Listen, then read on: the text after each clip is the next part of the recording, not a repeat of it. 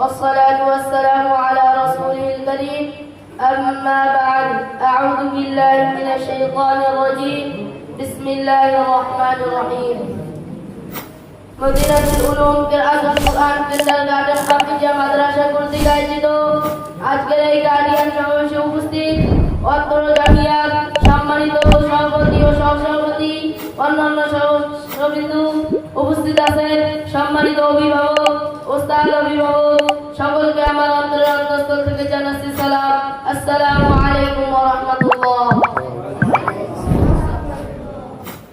প্রিয় শ্রোতাগণ, সময় স্বল্পতার কারণে আমি আমার নির্ধারিত বিষয়ে কিঞ্চিত আলোকপাত করব ইনশাআল্লাহ। আমার নির্ধারিত বিষয় তলবে আলেমের ফজিলত। প্রিয় অভিভাবকবৃন্দ, সূরা মুজাদালার 11 নম্বর আয়াতে রব্বুল আলামিন বলেন, তোমাদের মধ্যে যারা ঈমান এনেছে এবং যাদেরকে জ্ঞান দান করেছে তাদের মর্যাদা উঁচু করবেন। উক্ত আয়াতে জ্ঞান বলতে তিনি শিক্ষার জ্ঞান বোঝানো হয়েছে। সংগ্রামী সাথী, সূরা জুমার 114 নম্বর আয়াতে রব্বুল আলামিন বলেন, কুল হাল ইয়াস্তাউিল্লাযীনা ইয়া'লামুনা ওয়াল্লাযীনা লা ইয়া'লামুন। হে নবী, আপনি বলুন, যারা জানে আর যারা জানে না তারা কি সমান হতে পারে? আপনি আপনার ছেলেকে ডাক্তার বানান, ইঞ্জিনিয়ার বানান, ইসলাম কখনো নিষেধ করে না। ইসলাম বলে আপনি আপনার ছেলেকে এই পরিমাণে তিনি শিক্ষা দেন যাতে আপনার জানা জানা মাঝে মুখ বন্ধ করে বসে না যায়। কথা বলুন ঠিক কিনা?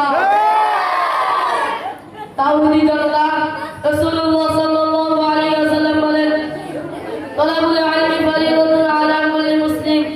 ইলম অর্জন করা প্রত্যেক মুসলমানের উপর ফরজ। রব্বুল আলামিন সূরা আলাকের 1 থেকে 5 নম্বর আয়াতের মধ্যে বলেন, বলো তোমার প্রভু আমি যিনি তোমাকে সৃষ্টি করেছেন, যিনি কলমের মাধ্যমে শিক্ষা দিলেন।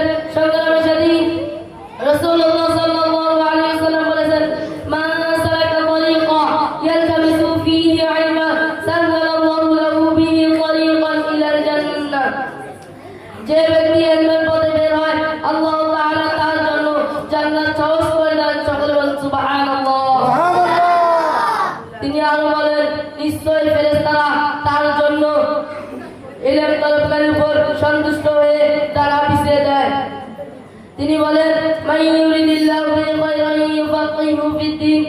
আল্লাহ তাআলা যার কল্যাণ চান তাকেই দ্বীনের শিক্ষা দান করেন। প্রিয় শ্রোতাগণ, ইলম অর্জন করা কেবল দুনিয়ার জ্ঞানের জন্য নয়, বরং এটি ইবাদত, ঈমান, দাওয়াত ও আমলকে সঠিক করার জন্য। ইলম ছাড়া ইবাদত সঠিক হয় না। তাই আমাদের উচিত ছোট থেকে বড় হওয়া পর্যন্ত ইলম অর্জন করি। ওয়া তাওফীকি ইল্লা বিল্লাহ। আসসালামু আলাইকুম ওয়া রাহমাতুল্লাহ। ওয়া আলাইকুম আসসালাম ওয়া রাহমাতুল্লাহ।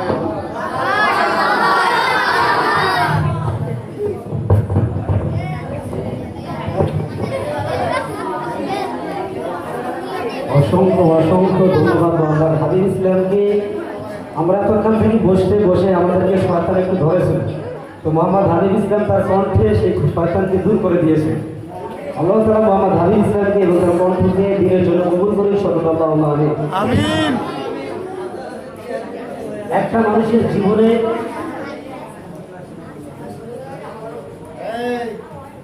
মানুষের জীবনে পানি যেরকম ভাবে গুরুত্বপূর্ণ, মানুষ যেরকম ভাবে পানি ছাড়া বাঁচতে পারে না, ঠিক ছাত্রদের জন্য বক্তৃতা শেখা তদ্রূপ। রব্বুল আলামিন কোরআনুল কারীমে বলেন, আর রহমান আল্লামাল কুরআন খালাকাল ইনসান আল্লামাহুল বায়ান। দয়াময় রহমান শিখালেন কোরআন, বানালেন ইনসান, শিখালেন বয়ান।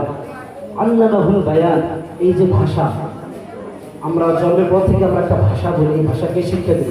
রব্বুল আলামিন বলতেছেন আল্লামাহুল বায়ান, যে আমি তোমাদেরকে ভাষা শিক্ষা দিয়েছি। রব্বুল আলামিন কেন আমাদেরকে ভাষা শিক্ষা দিলেন? কেন পৃথিবীতে এক প্রজাতির এক বড় ভাষা, যাতে আল্লাহ তাআলার দ্বীনি দাওয়াতগুলো সঠিকভাবে অপর মানুষের কাছে বুঝতে পারে। এই জন্য রব্বুল আলামিন আমাদেরকে ভাষা শিখিয়ে দিয়েছেন। আল্লামাহুল বায়ান।